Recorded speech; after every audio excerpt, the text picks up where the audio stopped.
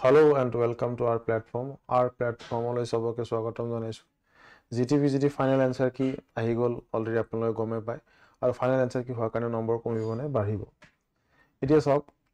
প্ৰথমতে আমি কৈছো যে জিটি আনসাৰ কিত কোনো ধৰণৰ চেঞ্জ হোৱা নাই যেটো দেখা পাইছো এতিয়ালৈকে আৰু পিজিটি তিনটা কোৱেশ্চন চেঞ্জ হৈছে তাৰ প্ৰথম কোৱেশ্চনটো এটো প্ৰথম কোৱেশ্চনটোত আপোনাৰ আগৰ আনসাৰ কি মতে আনসাৰ আছিল সি বৰ্তমান আনসাৰ কি মতে এতিয়া আনসাৰ হল ডি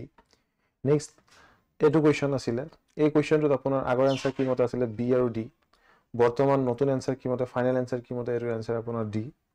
নেক্সট এটো লাস্ট কোৱেশ্চন থাৰ্ড কোৱেশ্চন আছিল এটো যে আগৰ আনসাৰ কি মতে আছিল বি এতে বি বা ডি যিকোনো এটা হলে হল এতিয়া সব আপোনালোকৰ নম্বৰ কমিব না বাঢ়িব সেই প্ৰশ্নৰ উত্তৰ মই আপোনাক দিছো ফৰ এক্সাম্পল